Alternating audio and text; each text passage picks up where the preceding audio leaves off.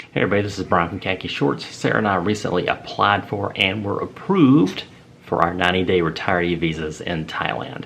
I didn't know how difficult it was going to be to apply for the visa. It's not super simple, but it's not overly complicated. A lot of it is just having all the documents that you need already scanned into the proper formats so that you can download them as you get on the website and it asks for them. So let's head over to the computer and I will walk you through how we do it. This is Khaki Shorts, where we cover travel, food, and just utter nonsense. So the first thing we need to do is go to our website for putting in for the visa. That is thaivisa.go.th. So once you have that in there, it's going to pop up with the Thai eVisa official website. You're going to have to click out of this acknowledge for all these little things. And you're going to have to create an account. I've already created one, so let's sign in. Now, of course, I'm not going to show you my email or my password, but this does have a little thing at the bottom. It is one of those reCAPTCHA things to make sure you're not a robot or a bot. Okay, so once you are logged in, you will see any visas that you have that you are working on. Since we're starting a new one here, we're going to go up to the top left where it says Apply for New Visa. Click on that. And the first thing you're going to do is the travel document holder of, and that's going to be the country. I am only going to show you what we do here in the United States. So you'll have to go down, scroll down to United States, click that. Permanent residency in your current location, again, is going to be United States. And now submit to. You're going to have to pick the embassy that is closest to you. We're in Atlanta, so we're going to use the Royal Thai Embassy in Washington, D.C. And then the passport type, we just have an ordinary passport. The purpose of your visit, now this is where you have to decide which kind of visa you need. We are doing a retiree visa, so we will go down to the non-immigrant visas.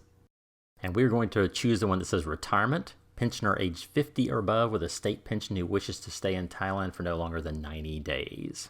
Now, once I got approved for my visa, I had to put in for my wife's because we want to do her as a trailing spouse visa. So what we'll do is go down to where it says visiting or staying with applicant's family resided in Thailand. And that the applicant is me, since I am going to put in for a 90-day retiree visa to start, and she would be visiting me as family.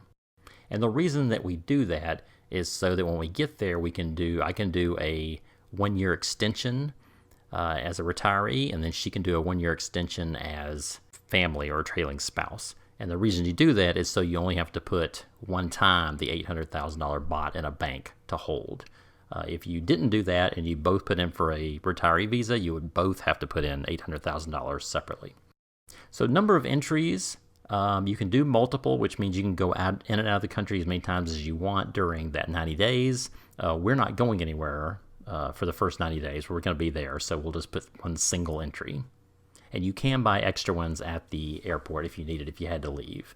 So the next page, you're going to see a place you can either drag and drop your file or browse a picture of your passport biometric page, which is just your page with your picture on it. That one has to be a JPEG. It cannot be a PNG or any other kind of scan file. It has to be a JPEG. And that will autofill all of this down here. If something doesn't seem to scan right and autofill something wrong, just go through and you can change it in the little boxes. It's no problem to change it. And then also you're going to have to go up here and drop or browse a passport picture. That has to be a 2x2 and it has to be set up just like your passport photo. And if it's not set up right, and it's like too much of your face or not enough, doesn't show things correctly, it will let you know that that's not correct. Okay, so down at the bottom, you have to put your type of travel document, which is a passport. Your travel document number, which is just your passport number, and then the place of issue, which is just the country. And then you have to put in your home address, your occupation, your annual income. And then once all that is in there, you'll click Next, and that's when you have all these other documents you have to put in. So let me bring up a list of those, and we will talk about them. Okay, before we move on any further, I do want to make one correction, I guess. Just want to make sure people understand it's not $800,000, it's 800,000 baht, which is about 24,000 US dollars. And you do not need to put that into a bank until you get over there and you want to do your 1-year extension. That has to be in the bank for 2 months before you can put in for your 1-year extension. So to go over there on the 90-day, you do not need that much money in a Thai bank. You don't need any money in a Thai bank. You do have to do a bank statement, which we'll talk about in a few minutes, to just show that you have a little bit of money and you have a U.S. bank account. So just wanted to go over that correction. Okay, so here is a list of things that you will need before you get on the website and start downloading stuff. Now you can start putting stuff in, and then if you don't have something, you can just save it, back out, go get what you need, come back. I found a lot of stuff that I didn't know I needed until I after started putting things in there. So I kind of wanted to give you a list so you can kind of get all this stuff together, and so you don't go through the same problems I did. So number 1 is a scan of your passport bio page. We talked about that. That has to be a JPEG. It cannot be a PNG or any kind of scan file. Must be a JPEG. Number 2 is a scan of your passport's last travel page. They want to know any travel you have done in the past year. If you haven't done any travel, just scan the page that shows the last time you traveled and the empty page next to it. Or if you haven't, like my wife has a brand new one, just show the first 2 empty pages. I scanned those, sent them in. It was no problem. They didn't ask any questions. It was pretty easy.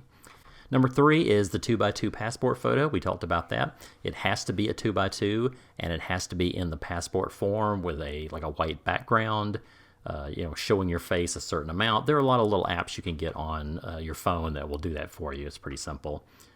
Number 4 is a signed declaration form. They have a place to download that.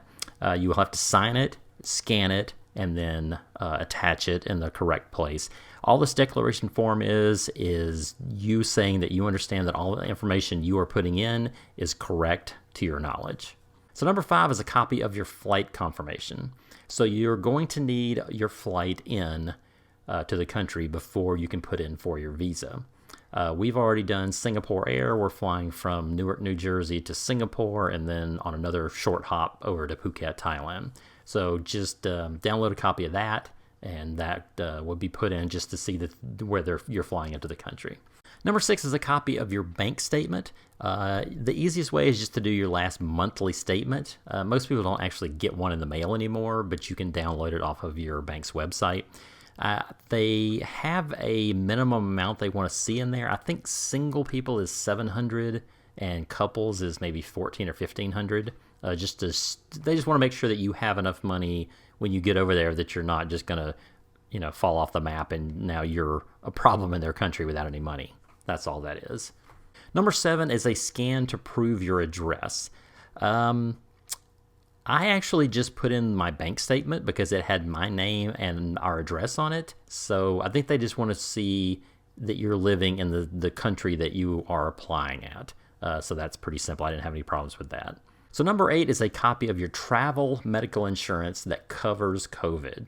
So my wife and I actually got in touch with a lady in Thailand who does travel insurance and also just specifically Thai insurance, and just got coverage for 3 months that would cover us for COVID, which you're going to need for your Thailand pass anyway, if they're still doing that when you get ready to move.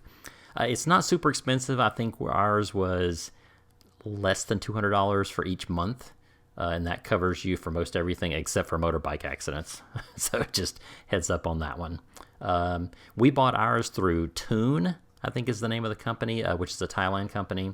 And they sent us all the forms that we needed. They're all signed and notarized, and all you had to do was just turn right around and take that digital document and just download it here. So number 9 is a picture of you holding your passport. I had no clue you needed this until I started working on the e-visa. All you have to do is just hold your passport with the bio page and your picture up next to your face, take a picture of it, download it as a JPEG. It's no problem. They just want to make sure that all the information on that is actually matched up with the person who's putting it in. That's all that is. So number 10, I did not need until I went to put in my wife's as a trailing spouse. That is a copy of your marriage license. Now, the only problem is the one we had, we got 3 years ago when we got married. They want something that's dated within the last 90 days. They actually sent me a thing afterwards asking that it be notarized, which is kind of strange because you don't sign your marriage license. My signature's not on it anywhere, so it would be kind of hard to get notarized. All we did was go back to the county you got married in, got a new license that they just updated it with a closer date, and they signed it. And I scanned that, sent it in. It was no problem. They just want to see something sooner, just to make sure that you don't have an old license you're trying to use, that maybe you've gotten divorced or separated and you're not really married anymore. They just want to make sure all that's cool. So that's all the documents you're going to need, unless there's something that pops up that I don't remember, but I have everything. I have a checklist, and I have everything downloaded into a file for me if I need it. Okay, hopefully that helped you out and gave you a little better idea of the documents that you need and how to enter everything into the website to get approved for your retiree visa in Thailand. Now remember that things are changing in Thailand quite a bit for the visa requirements and also for the Thailand Pass entry requirements. So please do your own research, because by the time I put this out, they could have changed something up a little bit. But hopefully this will at least give you a little bit of a head start on how to do it. So thanks everybody for coming along. Be sure to subscribe to our channel and hit that bell icon so you don't miss any of our upcoming videos about our move to Thailand.